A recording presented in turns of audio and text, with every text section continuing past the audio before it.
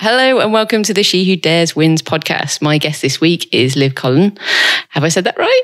Yeah, that's right. Yeah, there we go. It's a good start.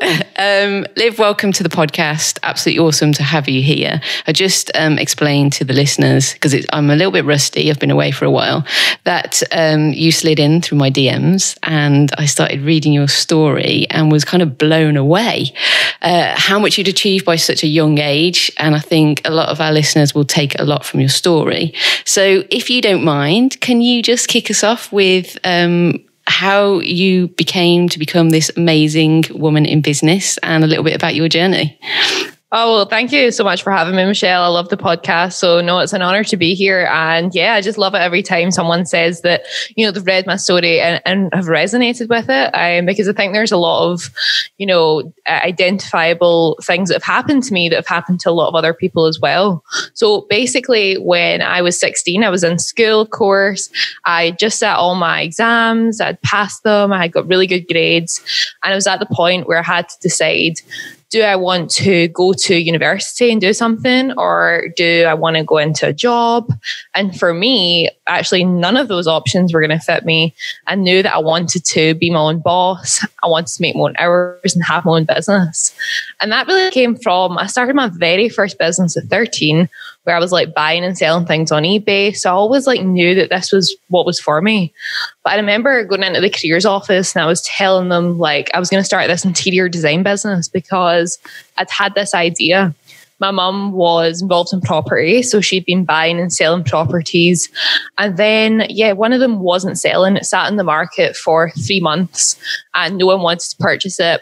It was empty. So I thought, I've heard of this thing, home staging, which is basically, making your property look like a show home, furnishing it, showing people how the space can be used.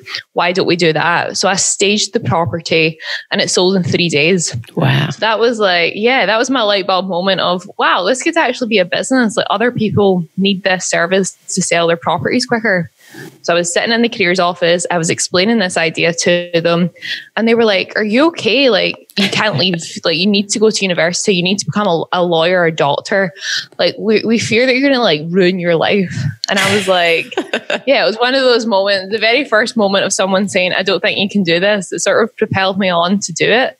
So I left from there, started the business. I had no experience. I had 20 quid in my bank account. I had no clue what I was going to do, but I just left from there and launched it. And then, of course, it's been a very long journey. But by the time I was 19, we were turning over about £1 million a year. So wow. It was a fast journey, but I look back and obviously there were so many different bumps in the road. There was lots of success as well. But yeah, and also it was a male-dominated industry. So I'm sure we're going to dive into all that. Oh yeah, definitely. It's incredible.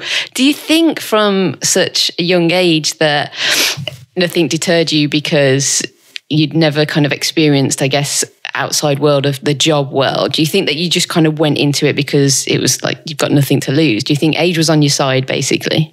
Yeah, I think I experienced a bit of reverse ageism. Of course, when you start a business and you look 16, it's kind of hard to get people to take you seriously. That's why I still have short hair.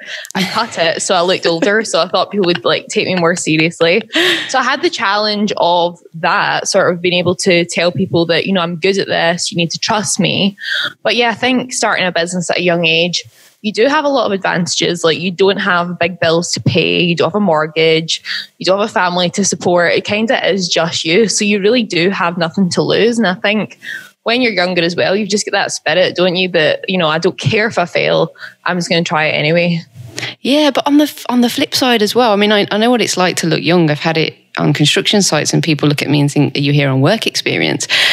That too is incredibly hard. So it's a flip side, isn't it? Because then you've also got your age, which I suppose some people could see as a disadvantage with experience. So how do you overcome that when you go and see the likes of, I don't know, if you had any investors or if, even clients? Was that a difficult journey for you? Yeah, I mean, it was really challenging, and something I'm not proud to admit was that I lied about my age for ages. Like I was telling people, they were like, "Oh, so what age are you?" And I was like, "I'm 21." Like, and I lied about it for probably the good first few months in business, and then I was like, "Right, one day I'm going to get caught out with this." But it was actually, I think I slipped up once and told someone in a conversation that I was actually 16. And they wanted to work with me because they seen themselves in me. They wanted to like really help someone younger coming up in the sort of space.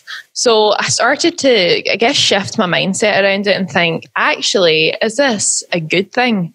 Maybe I should just be more upfront with people and like just address the elephant in the room. Just like go in and say, like, I know I look young, but I'm good at this.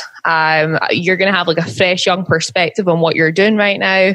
And then it really started to work in my favor, but only when I addressed it. And I would say to, anyone in business, whatever it is that's your biggest insecurity, I would just mention it up front. And yeah, it creates a lot of transparency as well. That's nice. And that's a really refreshing way of looking at things. I think sometimes we try and cover up, not our shortfalls, that's completely the wrong word to use, but things that we're nervous about and the things that we have in the back of our mind. But yeah, that's an interesting perspective there, is to put it all out on the table. And then I suppose you have nowhere else to go other than forward. And if it's a problem, if they've got a problem with that, then yeah, it's their issue at the end of the day. And to be honest, like what I've learned being in business for about 6 years now is that like you also need to be selective with who you work with. Right. You don't need to work with absolutely everybody that wants to work with you, and you should really be working with people that are aligned with your values and what you sort of value in life and in business. And I think when you start off in such an honest and transparent way, then you can immediately tell if that person's going to be a good client for you or not. So now if I don't have a good vibe about someone, I don't work with them. And it's great because everything's set out up front. It's all honest and it's all transparent. And again, that's hard to do because in business, it's tough out there and revenue is important. And so turning down business, if you don't want to work with someone, that's amazing because you really know who you are and what you want, but hard at the same time. Just stepping back, Liv, to when you started out, I know there's a lot of people I speak to through social media that talk about not wanting from school to go to university or college and having an inkling that they may want to go into, anything from trades through to business. And sometimes they feel pressured by family members or they don't believe in themselves. What kind of advice, you started out so early. What advice would you give to anyone out there that is in that position, is just finding it hard and maybe at a point where they think they're going down the wrong route? What advice would you have for those women? Yeah, so for me, I was always fortunate to have my mum, who's always been like my biggest supporter. She said, look, Liv, you do what you want with your life and I'll be here to support you. She now works with me. She left her business to join mine when I was 18. So nice. I'm in the really fortunate position to have always had her sort of cheating me on and saying, look, you can do this. I think if you are in that position where you are unsure what you're going to do next, or you feel like you've maybe went down the wrong path, I would just say to yourself, look, it's never too late to change what you're doing. Like life is hopefully long, and what you're doing in terms of work and your career, you need to be passionate about. It needs to be mission driven. Like you need to feel like this is what you're put on earth to do. And I think if you are in that space where you are feeling a little bit like maybe not confident enough to do it, scared to take the leap, I would 100% find inspiration from other people that have already done it. And I would just totally get into their whole vibe, their whole circle, everything that they're doing. I would just absolutely launch myself into that and constantly be surrounded by them, whether it's listening to podcasts with them, if it's following them on social, following them on YouTube, wherever they are, you want to be, and you really want to sort of soak that in. So for me, for example, I love Tony Robbins, and I'm every day I woke up, I put him on, listen to him every morning, and it just gave me such energy to start the day. And even now I'm still surrounding myself with these people that, I want to follow in their footsteps. And how important do you think mentoring is? I know you've got, you do coaching and, you do a lot of these podcasts and help with your own story. And one of the things that we talk about in our industry is helping other women and putting the ladder down as such that they can follow through. But sometimes you're stuck, and I'm guessing you might have been the same when you started out. Sometimes you can't find a mentor within your area. So for me, construction, I just couldn't find anyone. No one was on Instagram, no one was on YouTube, which made me start. But it would have been nice to have that. What happens when you look up, and did that happen to you, and there's no one around? Obviously, there's people that have made it, but there's no one kind of walking alongside you. Has that ever been the case for you? And did you revert back to those, people like Tony Robbins and people out there, or were you just constantly looking for someone to be standing beside you? Yeah. Oh my God. I love that question. I've never heard it positioned like that way, but it's so true because, for example, obviously being in the home staging industry, no, I don't feel like there was anyone that was sort of similar, like sort of a role model to look up to, that you could look at them and start to maybe model some of the stuff they were doing. It really was, there was no one. And that's why now I want to be that person for other home staging business owners. We're running challenges and being that person that they can walk alongside. But I guess if you're in an industry where there isn't that person to look up to, I would say just look for as closely related as possible. And and also just surround yourself with super successful people, because success leaves clues. They're going to leave footprints and you can follow that no matter your industry. But also just finding a network of people. Maybe they're not more successful than you. Maybe you're at the same level, or maybe they are, whatever stage that's at. It's really good to have people to bounce ideas off of. Like, what are you finding challenging right now? What's working for you? And really using collaboration over competition. I mean, I love that, putting the ladder down to help others. It's just, I just wouldn't be where I am today if people hadn't done that for me, and I hadn't paid for mentorship, and I hadn't found the people that I've looked up to for so long. And I think it's having the confidence as well to reach out. People through social media, you can kind of sometimes be seen to the younger generation as being put on a pedestal, the likes, the followers. And for me, when someone drops in my DMs and sometimes I get a comment which is, oh, don't worry if you don't have time to respond. And I just think, have the confidence to reach out, because, even if that person is busy and they forget the DM, it doesn't mean that they've not seen you and that they don't want to help. Sometimes it's just that fall by the wayside, but keep trying and keep, reaching out to lots of different people and have the confidence to do that, because I think there's a lot of women out there like us. I would hope to think that are there to support the next generation, or those, like you say, that are coming up alongside us. And I like that you shouldn't look at them as competition, but as friendly foe to help spur each other on. That is definitely something that I'm completely up for. Absolutely. Yeah. And through my podcast, speaking to so many successful entrepreneurs, the one thing I found about them, people, that the difference between being semi-successful, kind of successful, and then super uber successful, is that people are willing to ask for help. There's not been one entrepreneur that I've interviewed that hasn't said, I asked for help. I just asked. And that was really how I got my start. And that's how I've been able to build my whole career. And similar with myself, it's so uncomfortable asking for things. It really is the thing ever. I hate asking people for things. I hate asking to come on podcasts. I hate asking for help, asking for someone's business. But it's the only way to actually build a business. We need to remember, I love social media. I love all the things marketing, but really business is about relationships, and it's about asking for help. And you need to let go of your own ego and just ask. And look, if you're rejected, which I have been millions of times, just think, well, do you know what? I'll come back to them in 6 months when I'm more successful, and maybe at that point they might want to work with me. Yeah, no, that's a nice touch. Yeah, I like that. And talking about success and failures, going back to your own business, I think, again, it's another thing on social media. We see people that are successful and we think, maybe they didn't have the failures that I'm having, especially at the start. And it's not like I started a business about 6 years ago. I came out of construction for a little while and I sold plumbing chemicals. It was kind of Breaking Bad, Heisenberg kind of situation. Oh, I love it. How sexy. Yeah.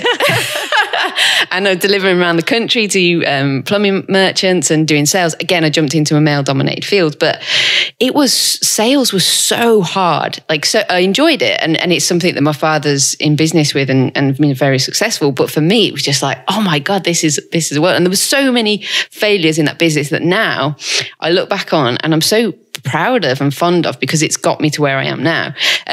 Talk us through, if you have any stories of, like, I don't know, a crazy story or your biggest failure or something you've overcome. Just let people know, which they already do, that you're human and these things happen. Yeah. Oh my God. Recalling all these mistakes. Wow. So, I mean, really early on, right, the start of my journey, like you might hear me now speaking and you think, wow, she's got such a good mindset and she's like developed. But when I was like starting out, I definitely had like the sort of one-man band mentality. So I was staging a property and I was using like man and van, whatever you want to call them, people that you'd pay like by the hour to come pick up the furniture. And I'd like given them a list of what they had to pick up. And they phoned me and they said, look, Liv, there's 2 sofas here that you never like wrote down. But, you know, we're going to have to charge you an extra £40 to pick these up. And this property was like an hour away from where it had to come to. And I was like, oh, no, that's way too expensive. I will just get them myself. Now, at this point, I drove a Mini Cooper. I was like, no, I'll just come get them myself. That's too expensive, because I was trying to squeeze like every penny out of it. And then, like, you can just imagine 8 hours later, I've done like 3 trips. I've had to like break the sofa into like 500 pieces. I've carried it up 4 flights of stairs. And I literally just lay there and just cried. I was like, what have I done? So I definitely learned from that day that, you know, you need to get the right team around you, for one.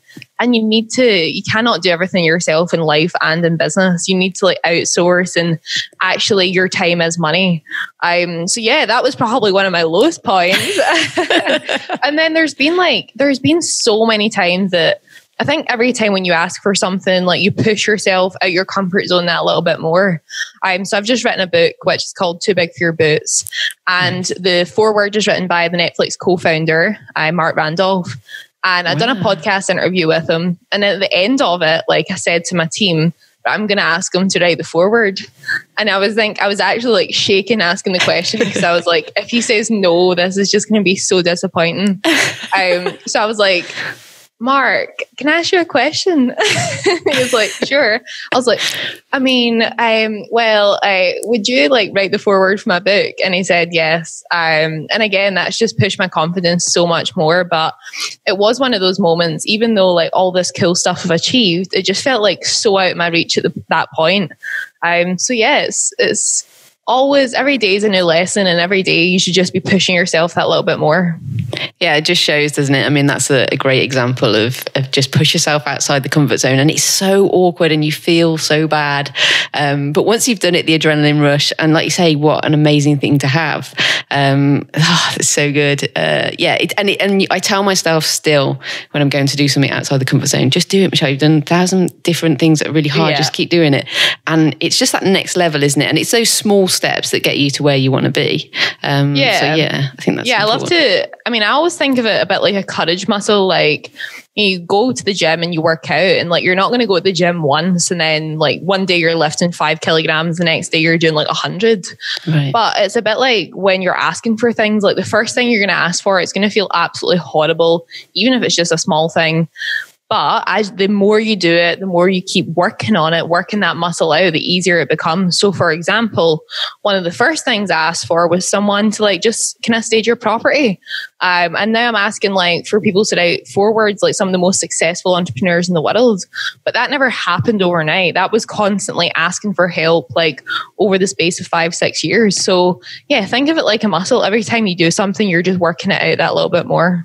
Yeah, and it's a scrappy world, isn't it? And there's no blueprint out there. There's people to help you and people to follow in the footsteps, but your story is your own story, and that's sometimes important to remember, and you'll carve your own route. So just stepping now into kind of like on the She Who Dares Wins podcast, we do focus on working within male-dominated environments. What's your experience with that? I mean, business anyway, I find is, full of men. There are women, obviously successful women in business, but it's still male dominated.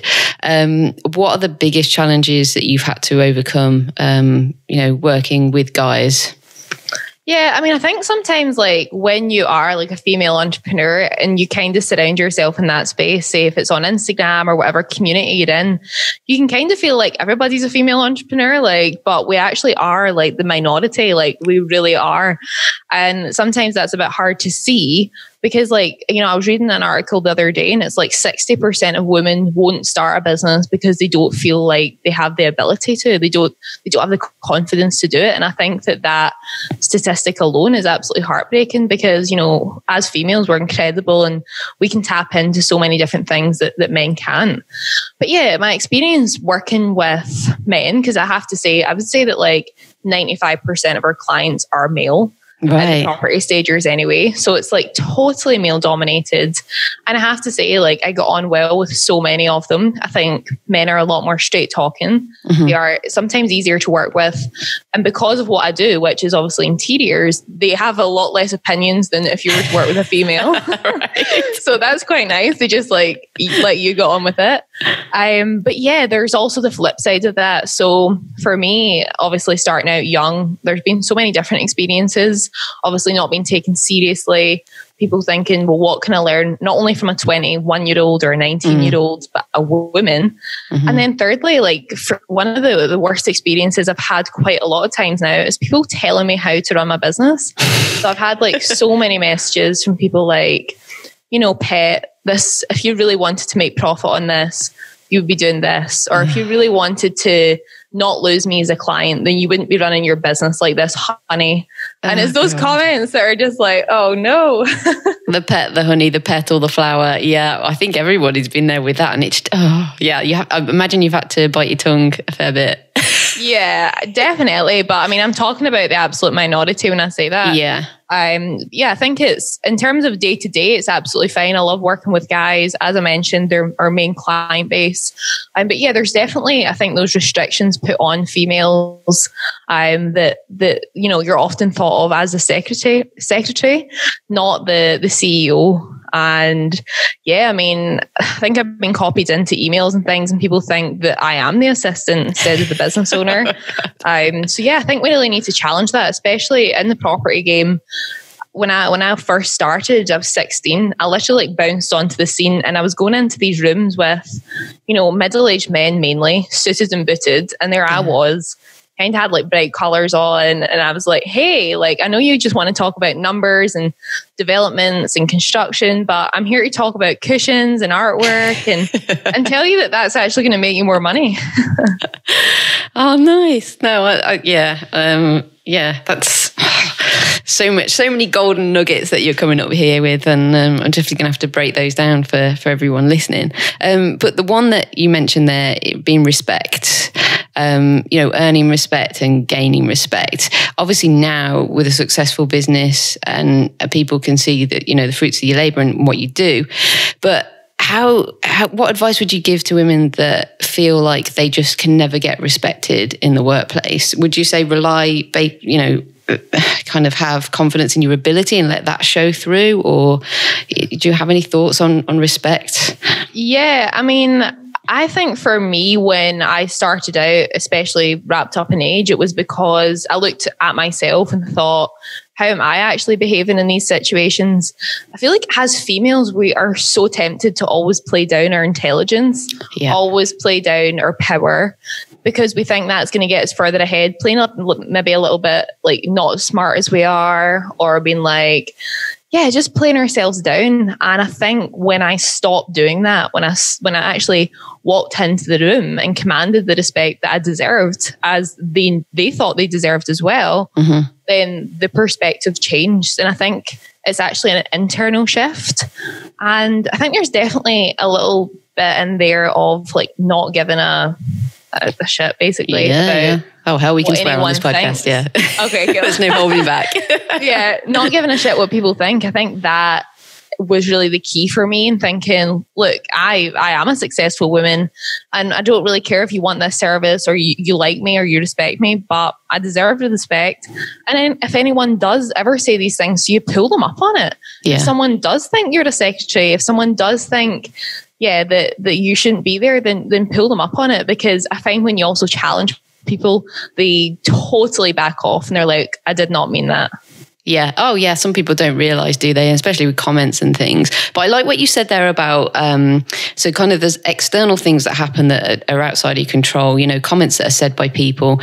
But what I like that you said there, hold on a sec, my video's just stopped recording. Let me just kick that back in. There you go. So yeah, talking about external influences and internal. I think sometimes when I chat to women and we discuss situations that have been difficult, and there is not always, because I generally think there are hard situations that happen, but sometimes we look at the externals and we don't internally think, hold on a minute, what can I do so that this situation doesn't arise? And we do naturally put barriers up. We don't want to ask for a pay rise. We don't want to walk into a boardroom and say what we think because we're worried about how that's going to get interpreted. So sometimes I think it's important to look internally at what you're doing. And then my annoying brother rings and we tell him where to go. He also works in construction and is a complete idiot. There we go. Right, that's a good one. That's connecting my phone to... There we go. There's a first for the podcast. There we go. Always love it. Always love an interruption. The scariest thing is I was on one and someone's dog barked and I nearly fell off my seat. It was insane. Right, back on track. So internal barriers that we put up. How do we work on those? I think it's a fighting battle, but you seem to know what you're talking about there. So how would people work on that? Yeah, I mean, working on it, I think it's really comes down to working on your own confidence, like self-confidence and your belief. Now, for me, like one of the ways that I've worked on my confidence is just through taking action, is actually being in the constantly moving. Because I guess when you take action, it gives you more belief that you can do something. Right. The more belief you have, you can do something. The more action you take, it really is like a cycle that goes through like action, belief, action, belief, action, belief, which builds confidence. So for me, I feel like really confident in taking action when I'm constantly moving forward, moving the needle, doing something that's working towards my goal. I think when we actually spend too much time thinking, right, how am I going to build confidence? How am I going to sit and internalize all this? It can actually bring you back. So I think for me, I gained like so much confidence in the more success I had and the more sort of goals I hit. And it just really built that sort of belief in myself that, because I think it comes from deep rooted of, do I believe that I belong here? Do I believe that I deserve a seat at this table? And when you've got that belief, then it just shines through. You're not putting on a mask. You're not pretending. It's just literally radiating out of you.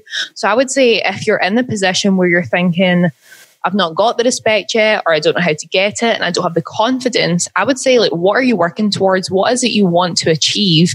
And are you moving the needle every single day in order to get there? And it's actually not about reaching the goal or having the success. It's about knowing that you're taking the steps every day to get there. Yeah, it's a nice way of looking to it, and those little steps, like you say, you didn't get to where you were overnight, so it takes a long time. No. I think certainly wasn't overnight. It's still going on right now. I mean, what you're doing right now, the book, the podcast, the coaching, giving back to people as well by sharing your story. Do you still suffer from anything like lack of confidence? Like you said about the Netflix guy, is it something you still fight with? God, yeah, all the time. Like it's never, I don't think, no matter where you are in your life and your career and like your professional life, anything, that will ever stop, especially if you're constantly moving forward and you're constantly setting like new goals and aiming for like the next peak of the mountain. So for me, like one of my goals is always to surround myself with people that are far more successful than me. Mm-hmm. So there's some rooms I'll still go into and I feel like, yeah, I've got a 7-figure business, but I feel like, I'm sitting there and I've not even started because there's people there with 8-9-figure businesses that are 10 times more successful. And that, I guess, is where that sort of imposter syndrome comes from. But you need to always look at, like, they were once in your shoes and you're maybe just a couple of years back from where they were. I mean, everyone that's more successful than you is just a few years ahead of you, or they've been doing it longer, and they've made 10 times more mistakes than you've made and had 10 times the amount of lessons. So you need to look at those people and respect them. But yeah, even having like, you know, in a couple of months, I'm going to have published author, hopefully best-selling author on my sort of title. And like, that's a bit of a surreal moment at 22 to have written a book. Even just writing the book was quite a life moment, because I've always thought like, oh, at one point in my life, I'd love to do that. Thinking maybe when I'm in my like 50s or 60s and maybe on the way out. But I thought, why not just do it right now and have that feeling? So yeah, there's always that imposter syndrome. And every time my name's been called out for an award, or literally I've seen myself in the newspaper, or I've seen myself on the TV, I'm like, how did this happen? Like, who is this person? Like, I don't feel like I belong there. But yeah, the more it happens, again, the more comfortable you get with it. Yeah, and it sounds like your feet are firmly on the ground, which is lovely. And I think that's probably why a lot of people will connect with you. Yeah, and I mean, that was the irony in the title of the book, Too Big for Your Boots. Basically, the story behind it was, I was on a BBC interview and I was talking about the charity event I was running. And this woman at an event that night, so I was going into an event and she met me in the lift. And she was from like a property organisation that I knew. And she said to me, "Oh, so you're Liv?" And I was like, yeah, nice to meet you. How are you?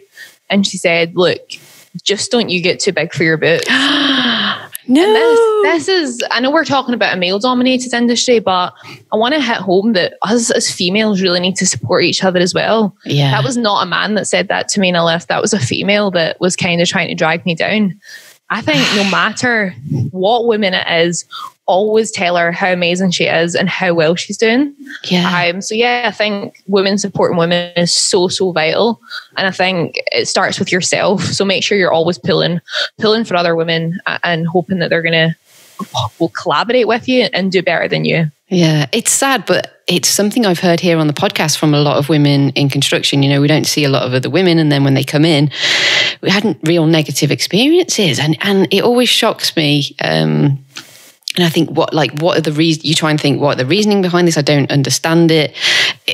Is it, that they've got there and they've earned the right to get there, therefore they believe anyone coming through needs to earn the right? I just don't understand the mindset. Considering we're all in the minority, I nothing's cultures are never going to change, and attitudes are not going to change if we all don't stand up and we start becoming, equal, not different, but equal.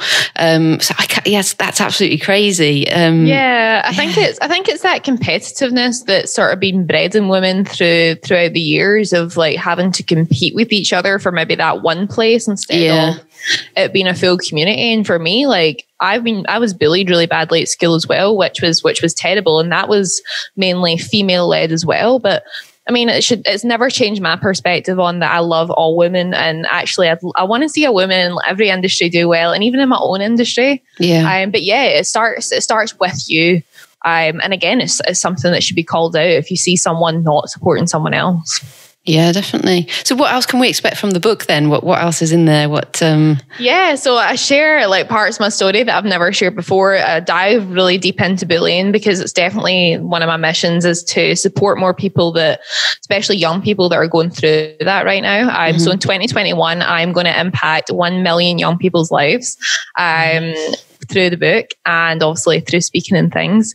So the book is basically my journey as a business owner, 16 to now 22. And it's 15 chapters, and it's actually how to build a 7-figure brand. So it's a great mix of literally really practical advice of how to do things. And then also I've got some of my own stories in there, some of my own experience and some learning. So it's quite a nice combination of it all. And I'm sure there'll be a few laughs in there too, some of my mistakes. Definitely. Did the sofa story make it in? I think it did, yeah. That's like definitely one of the most vivid memories of my journey so far. I love it. And in the business world, I know you're probably at a level now where you've got public speaking and all these bits and pieces and writing a book as well. Like, how are you still very much involved in the business, and where's that going to take you? What do you see yourself doing? I hate that question. What do you see yourself doing in 10 years? It seems like a job interview. I know. So basically the Property Stagers, my mom is like an absolute superstar, and she runs the day-to-day running of that. Awesome. I'm still very much involved in terms of the vision and the marketing. But fortunately I don't have to deal with the logistics of it anymore. As from my sofa story, you can tell that is not my strong suit. But yeah, so my mum runs that. I'm still very much involved in sort of the overall vision. And yeah, so now my focus is building my personal brands. I'm so coaching other home staging business owners or people that want to become one, because, I can see how much that's changed my life and I want to impact others. Right. And then also, just helping other entrepreneurs share their mission with the world through personal branding, PR, basically exactly following in my footsteps of how I built my brand. And I think, as entrepreneurs, I think everybody is here for a reason and we have a mission. And I think there's more effective ways to get out to the world than other strategies. So that's what I kind of help people with now. That's awesome. And it's really inspiring. And it's the power of story. That's always something I firmly believe in. I love, filmmaking and sharing stories via social media. And it's a way of giving back. And I'm really excited to see. I mean, I don't think there's anything more you can add to your CV, but... I know, because actually one of the things I missed out was I've only ever worked for someone for 3 days of my life. So when I was 16, I did get offered to become a trainee mortgage advisor. And I'm like, I think back now and think, me as a mortgage advisor, like that would never happen. But I worked there for 3 days. And after the 3 days, I was crying in the office and I was like, I can't be at a desk all day. I cannot do this. But I remember when I got that position, like my CV had nothing on it. Like it was literally like this really arty, creative one where I was kind of saying my skills and things like that. But yeah, my CV is a lot fuller now, but I don't think I'll ever really need a CV. No. So I don't ever really see myself working for anyone. No, there is that case. Similar to you, I actually... I went for a job that I've always been self-employed since the age of 21, but the one job I did go for, apart from working for a bar when I was at university, but I went for a job at McDonald's and actually didn't get the job. It's wow. That is not something you want to talk about, Michelle. That is... I love that because so many different places value different things, don't they? Yeah. And I think... one of the things that's totally missing, especially in young people's lives right now, is valuing something more than academics. Like creativity, thinking outside the box. I feel like it's going to be valued a lot more in sort of recent life, post-COVID. Yeah, where people are going to be looking for different skills, and actually self-employed or having your own business is probably going to be the way to go for a lot of people now. But I think we need to reframe the way that we look at what is a success, because it's not just being able to smash a math test or an English test. It's actually, it's impacting the world. Yeah, no, definitely. I have to be careful when I talk about that because my husband's a lecturer. So I'm like, people are like, oh, should I go to university? I'm like, no. It's like, I'm going to be out of a job. Like, okay. There's definitely a place for university. If that's, I guess, if you need it to get your dream career. Exactly, yeah. But for me, it would have been, I never would have lasted anyway. I probably would have dropped out in the first week. Awesome. Well, I just want to thank you so much. You have given me and all the listeners it's just inspiring, your whole story and the little golden nuggets of information that are going to help so many women out there. Thank you so much for that, Liv. Do you have any last minute words of wisdom to any She Who Dares Wins listeners out there that, I don't know, they just want to be successful? Yeah, I would say that whatever it is holding you back, just try and let it go. Don't let fear of failure hold you back. And also obviously through my coaching, one of the things I hear most from women is the lack of confidence or the fear of failure. Mm-hmm. And that is totally internal. That's all in your head. As I mentioned earlier, the action's going to get you out of that place where when you start taking action, you'll build the confidence. So for me, it's just my whole philosophy has always been around just do it. it's not that original, but the more time that you spend just thinking about something or always dreaming about it, like don't wake up tomorrow and wish you'd started yesterday. Just start now. And if you want to connect with me, I'm always sharing this kind of stuff, or DM me where you're at right now, and I'm happy to support. Awesome. Well, thank you so much for your, spending the time to speak with me.